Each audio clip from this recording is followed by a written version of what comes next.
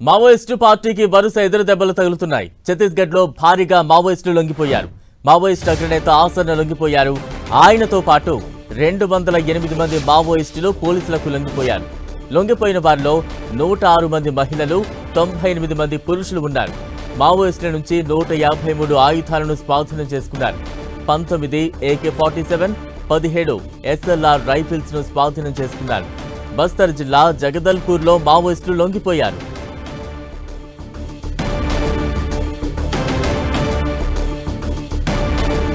Maoist పార్టీకి వరుస ఎదురు దెబ్బలు తగులుతున్నాయి. ప్రస్తుతం దానికి సంబంధించిన బ్రేక్ న్యూస్ మనం చూస్తూ ఉన్నాం. ఛత్తీస్గఢ్ లో భారీ ఎత్తున మావోయిస్టులు లొంగిపోయారు. మావోయిస్ట్ అగ్రనేత ఆసన్న లొంగిపోవడంతో పాటు ఆయనతో పాటు 208 మంది మావోయిస్టులు పోలీసులకు లొంగిపోయారు. దానికి సంబంధించిన విజువల్స్ మనం చూస్తూ ఉన్నాం. పెద్ద ఎత్తున మావోయిస్టులు సుమారు 208 మంది మావోయిస్టులు లొంగిపోతున్న దృశ్యాలు మనం చూస్తూ ఉన్నాం. 208 మంది మావోయిస్టులో 106 మంది మహిళలు ఉండగా 98 మంది పురుషులు ఉన్నారు. మావోయిస్టుల నుంచి 153 ఆయుధాలను స్వాధీనం చేసుకున్నారు. 19 AK-47, 17 SLR రైఫిల్స్ ను స్వాధీనం చేసుకున్నారు. బస్తర్ జిల్లా జగదల్పూర్లో మావోయిస్టులు లొంగిపోయారు. పెద్ద ఎత్తున మావోయిస్టులు లొంగిపోతున్న దృశ్యాలు ఇంతవరకు మనం చూసాక మరింత అప్డేట్స్ అందించేందుకు మా ప్రతినిధి సైదులు సిద్ధంగా ఉన్నారు. సైదులు,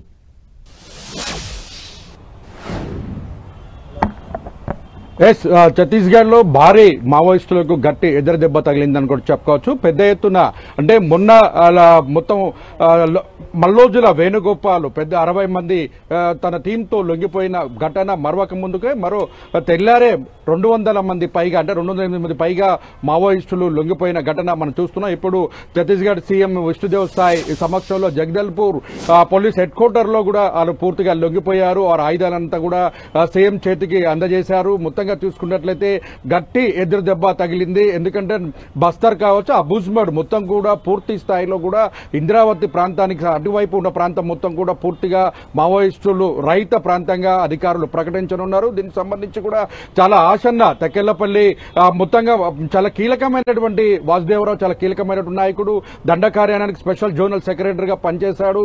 ఆయన మొత్తం కూడా వాహనం అర్ధరాత్రి ఏ వాహనం వస్తుంది, ఎవరి వాహనం అని కూడా పసిగట్టగలిగినటువంటి పెద్ద అంటే అంత మేధస్సును కూడా ఉపయోగించినటువంటి పరిస్థితి. ఎందుకంటే ఎల్టీటీ తీవ్రవాదులు కూడా ఆ స్థాయిలో కూడా ఒక అండర్ గ్రౌండ్ మైండ్స్ ని ఏర్పాటు చేస్తే బాంబ్ బ్లాస్టింగ్ ని ఇప్పటి వరకు ఎవరు నిర్వహించని స్థితిలో కూడా నిర్వహించారు. మనం చూసాం గతంలో ఉమేష్ చంద్ర ఐపీఎస్ ని కూడా పట్టపగలు హైదరాబాద్ లో ఎన్కౌంటర్ అంటే మొత్తం ఆయనను చంపిన పరిస్థితి కావచ్చు. ఎలిమినేట్ మాధవ్ రెడ్డి ప్రధానంగా బాంబ్ బ్లాస్టింగ్ సంబంధించి కూడా బ్లాస్టింగ్ అర్ధరాత్రి వైపు కూడా బ్లాస్టింగ్ చేసి ఎలిమినేట్ మాధవ్ రెడ్డి ప్రాణాలు కోల్పోవడానికి చాలా ముఖ్యమైన పాత్ర పోషించాడు. అదేవిధంగా అలిపిరిలో చంద్రబాబు నాయుడు వెళ్తున్న వాహనాన్ని కూడా పూర్తిగా పేల్చివేసినటువంటి పరిస్థితి ల్యాండ్ మైన్ పెట్టి. అంటే పూర్తిగా ల్యాండ్ మైన్ల మీద పూర్తి పట్టున్నటువంటి వ్యక్తిగా మనం ఆశానని చెప్పుకోవచ్చు. దాదాపు 38 సంవత్సరాల పాటు మావోయిస్టు పార్టీలో చాలా కీలకమైనటువంటి పనిచేసిన పరిస్థితి ఉంది. ఆయన ములుగు జిల్లా వెంకటాపూర్ నర్సింగ్ ప్రాంతానికి సంబంధించిన వ్యక్తి. మొన్న మల్లోజులు, ఈ రోజు ఆసన్న, ఈ కోవలో ఇంకా ఎంతమంది ప్రభుత్వం ముందు లొంగిపోయే అవకాశాలు కనిపిస్తూ ఉన్నాయి? దానికి సంబంధించి ఏమైనా అప్డేట్స్ ఉన్నాయా? మనం చూడొచ్చు. మొత్తంగా చూసుకున్నట్లయితే మావోయిస్ట్ పార్టీకి సంబంధించినటువంటి కీలక నేతలు లైన్ లో ఉండండి. ప్రస్తుతం ఛత్తీస్గఢ్ సీఎం మాట్లాడుతున్నారు. లైవ్ ద్వారా కాంగేరు आज छत्तीसगढ़ ही नहीं देश के लिए आज के इस दिन को ऐतिहासिक दिन कह सकते हैं।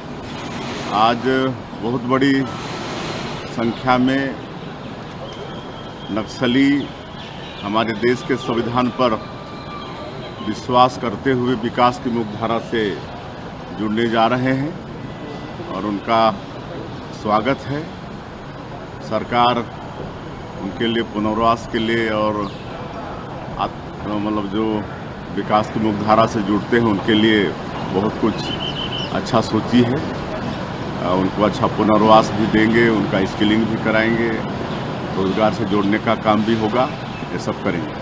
वो तो हम लोग प्रारंभ से ही आह्वान किए थे कि हिंसा की भाषा को छोड़ें और विकास की मुख्यधारा से जुड़ें। उनके साथ सरकार न्याय करेगी और उसी का पालन करते हुए वो सब विकास से जुड़ रहे हैं। सर ये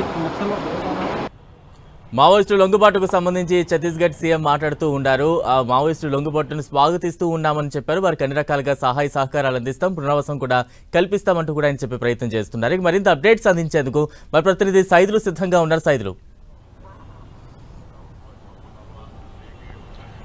ఛత్తీస్గఢ్ సీఎం సమక్షంలో ఇప్పటికే ఆసన్న తన ఆయుధాలను కూడా పూర్తిగా అందజేశారు. అందజేయడంతో పాటు ఆసన్నతో పాటు ఆయన టీం మొత్తాన్ని కూడా ఛత్తీస్గఢ్ సీఎం విష్ణుదేవ్ సాయి అందరూ కూడా జనజీవన స్రవంతిలో కలిసినందుకు శుభాకాంక్షలు తెలిపారు. అందరూ కూడా ఆయుధాలను వీడి ప్రజా జనజీవన స్రవంతిలోకి కలిసి రావాలని కూడా చెప్పారు. ఎవరైతే లొంగిపోతున్నారో వారి కుటుంబాలకి పునరావాసాన్ని కల్పిస్తాం, ఆర్థికంగా వారు బలపడేందుకు వారికి ఉద్యోగ అవకాశాలకు సంబంధించిన అంశాలను కూడా తమ ప్రభుత్వం పరిశీలన చేస్తుందంటూ కూడా విష్ణుదేవ్ సాయి తన ప్రకటన చేయడం జరిగింది. మొత్తంగా తుపాకీతో రాజ్యాంగం లభిస్తుంది అని చెప్పేసి భావించిన మావోయిస్టులందరూ కూడా తుపాకీని వదిలి జనజీవన స్రవంతిలోకి రావాలని కూడా ఆయన విజ్ఞప్తి చేస్తున్నారు. ఇప్పటికే కేంద్ర హోంమంత్రి అమిత్ షా 2026 మార్చి 30 నాటికి భారతదేశంలో ఎక్కడ కూడా మావోయిస్టు రహిత ప్రాంతంగానే ఉంచుతామో, మావోయిస్టులు అనే పేరు వినకుండా చేస్తామని చేసినటువంటి ప్రకటన నేపథ్యంలో పూర్తి స్థాయిలో ఆపరేషన్ కగార్తో కొనసాగుతున్నటువంటి ఈ పరంపరకు సంబంధించి కూడా దాదాపుగా మొత్తంగా మనం చూసాం.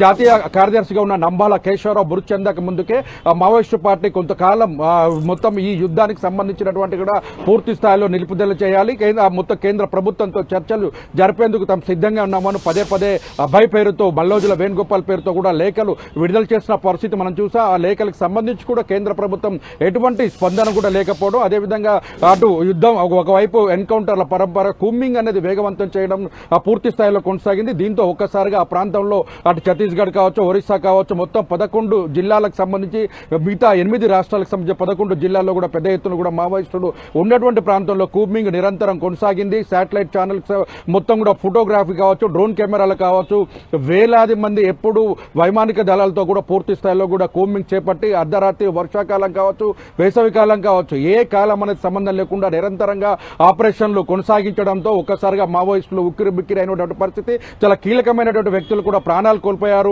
కొండపల్లి సీతారామయ్య అటు మావోయిస్టు అంటే నక్సల్బరీ ఉద్యమానికి నాయకత్వం వహిస్తున్నప్పుడు ఏ విధంగా అయితే కొంతకాలం మావోయిస్టు అంటే నక్సల్బరీ ఉద్యమంలో కొంతకాలం మొత్తం యుద్ధానికి విరామం ప్రకటించిన విధంగానే శాంతి చర్చల కోసం నంబాల కేశవరావు నాయకత్వంలో కూడా ఆ ప్రయత్నం కొనసాగింది. అయితే ఆ తర్వాత జరిగిన ఎన్కౌంటర్లో ఆయన ప్రాణాలు కోల్పోయారు. దీంతో ఒక్కసారిగా ఆ ప్రాంతంలో జరిగినటువంటి ప్రమాదాలు కావచ్చు, కూంబింగ్ కావచ్చు, కీలకమైన నేతలు, కేంద్ర హోం సంబంధించిన నేతలందరూ కూడా పూర్తి స్థాయిలో కూడా కేంద్ర కమిటీ సభ్యులు ప్రాణాలు కోల్పోయారు. ఒక్కసారిగా దీంతో ఆ ప్రాంత ప్రజలు అని కావచ్చు, ఏజెన్సీ ప్రాంతంలో ఉన్నటువంటి గిరిజనులు కావచ్చు, పూర్తిగా మావోయిస్టు ప్రభావిత ప్రాంతాలు ఉన్నటువంటి ప్రాంతాలు అంటే హిడ్మా, ఆ తర్వాత కొంతకాలానికి సంబంధించి దండకార్యానికి సంబంధించిన హిడ్మాను టార్గెట్ చేస్తూ కూడా పెద్ద ఎత్తున కూంబింగ్ కొనసాగుతుంది. దీంట్లో భాగంగానే చెట్టుకొకరు పుట్టకొకరు మారిగా మొత్తం అటవీ ప్రాంతంలో ఎక్కడికెక్కడికి మావోయిస్టు పార్టీ కేంద్ర కమిటీలు, రాష్ట్ర కమిటీలు అన్ని కూడా దూరంగా ప్రాంతాలకు వెళ్లిపోయిన పరిస్థితి. అంటే ఏకాభిప్రాయం తీసుకొని కేంద్ర కమిటీని వేసుకోవడానికి కూడా కొంత ఆలస్యం జరిగింది. దీంట్లో కూడా కేంద్ర కార్యదర్శిగా మల్లోజుల వేణుగోపాల్ పేరు కూడా ప్రస్తావించినప్పటికీ మొత్తం తిరుపతిని అదేవిధంగా హిడ్మాని దండకార్యాన్ని స్పెషలిస్ట్ గా తిరుపతిని జాతీయ ప్రధాన కార్యదర్శిగా ఎన్నిక జరిగింది. ఆ నేపథ్యం తర్వాత జరిగిన పరిణామాల నేపథ్యంలో వరుసగా లొంగుపాటు పరంపర అయితే కొనసాగుతుంది.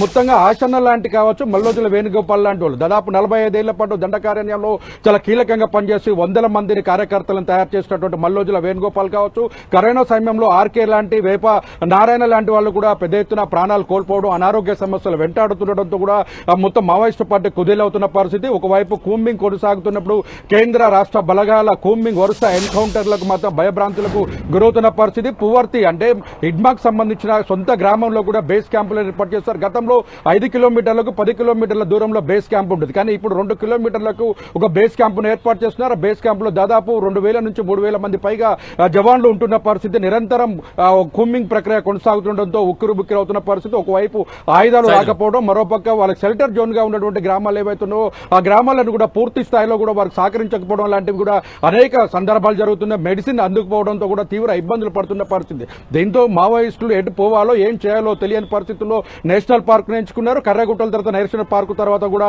అక్కడ జరుగుతున్న వరుస ఎన్కౌంటర్లో కేంద్ర కమిటీలకు సంబంధించిన పెద్ద నేతలందరూ కూడా ప్రాణాలు కోల్పోయిన పరిస్థితి కనిపిస్తుంది. ఇప్పుడు ఇదంతా జరుగుతున్న నేపథ్యంలో అటు కేంద్ర ప్రభుత్వం కావచ్చు, బలగాలు కావచ్చు, పెద్ద ఎత్తున కూంబింగ్ ప్రక్రియలకు సంబంధించి ఇప్పుడు యుద్ధం చేయడం తమ తమ వంతు కాదు, ఆయుధాలు దొరికే పరిస్థితి లేదు, సహకరించే వారు కూడా లేనటువంటి పరిస్థితి నేపథ్యంలో మావోయిస్టు పార్టీకి సంబంధించిన కీలకంగా ఉన్నటువంటి డంపు కావచ్చు, ఆయుధాల సామాగ్రి తయారు చేసే కేంద్రాలు కావచ్చు, ఇవన్నీ కూడా పోలీసులు దాడి చేసి వాటన్నిటి కూడా నిర్వీర్యం చేసిన పరిస్థితి అవుతుంది. నిర్వీర్యం చేయడంతో కర్రగుట్ట లాంటి పెద్ద గుట్టలను కూడా స్వాధీనం చేసుకుని జాతీయ జెండాను ఎగరవేసిన పరిస్థితి కనిపిస్తుంది.